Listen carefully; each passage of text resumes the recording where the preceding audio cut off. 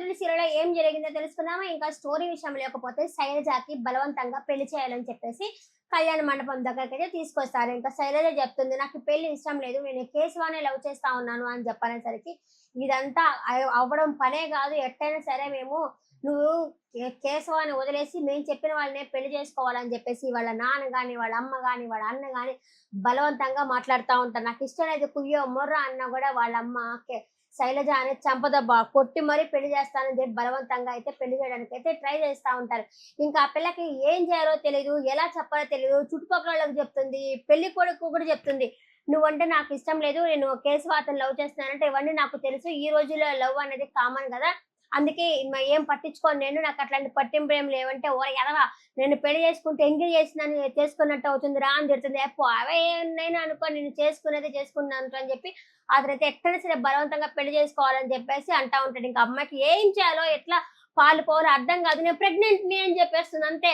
ఎవరి మబ్బులోళ్ళకి కమ్మిపోతే ఏంది నువ్వు ప్రెగ్నెంట్ ఏంటంటే, అవును నేను ప్రెగ్నెంట్‌ని.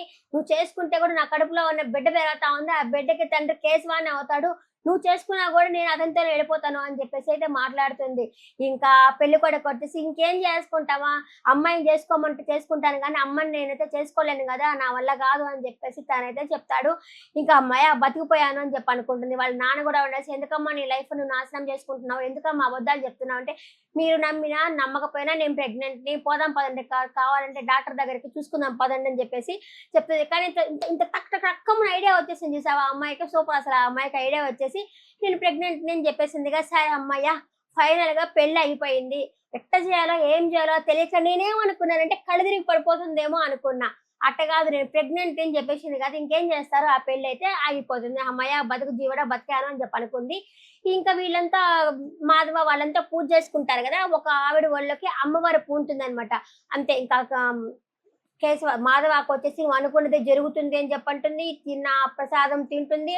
తిన్నాక ఇంకా హ్యాపీ అనమాట వాళ్ళు. "నువ్వు అనుకున్నది జరుగుతుందని" చెప్పి ఆ పక్కనే అమ్మాయి గూడా ఉంటుంది. ఆ అమ్మాయి మీద గూడా పూలు జల్లుతుందనమాట. అంటే ఒక ఆవిడ ఒళ్ళోకి అమ్మవారు పడుతుంది గదా! ఆవిడైతే ఇంకా సూపర్ అమ్మవారు నువ్వున్నావు అని చెప్పేసి జై రుద్రాంబిక, జై రుద్రాంబిక అని చెప్పి వాళ్ళ నాన్న వాళ్ళు గూడా మొత్తం పొగడడం అయితే జరుగుతుంది. ఇక మహాలక్ష్మి దగ్గరకొచ్చేసి చక్రి మాట్లాడుతా ఉంటాడు.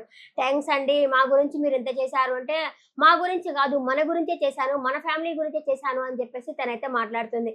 అంటే ఖచ్చితంగా మన ఫ్యామిలీలోకి చేరిపోయినట్టే అని చెప్పేసి అనుకుంటా ఉంటాడు. హ్యాపీగా ఫీల్ అవుతా ఉంటాడు. సరే మనిద్దరం కలిసి బయటికెళ్దామా అని అడుగుతుంది.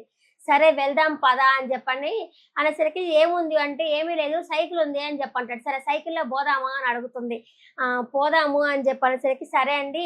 ఆహ్, ఎక్కండి" అంటాడు. సైకిల్ తీసుకొచ్చి, "నాకు ఎక్కడం చేత కాదే" అంటే, "మీ డబ్బున్నోళ్ళకి పిల్లల్ని ఎలా పెంచాలో తెలీదు. సైకిల్ గూడా ఎక్కడం రాదా" అనేసరికి, "ఇప్పుడేంటి నాకు క్లాస్ పీకుతున్నారా" అంటుంది.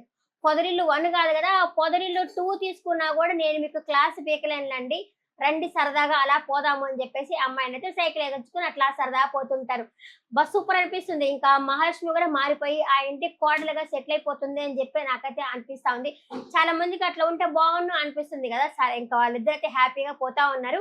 రేపటి ఎపిసోడ్‌లో వచ్చేసి వాళ్ళిద్దరు అట్లా మాట్లాడుకుంటా ఆ తోటలోకి పోతారనమాట. ఆ తోట ఎవరిది అంటే నారాయణ వాళ్ళ నారాయణ వాళ్ళ బావమరిది వాళ్ళది ఆ తోటలోకి. చూద్దాం రేపు ఆయన ఏమన్నా చేయడానికొస్తున్నా, రౌడీలని పంపిస్తా ఉన్నాడు ఆయన.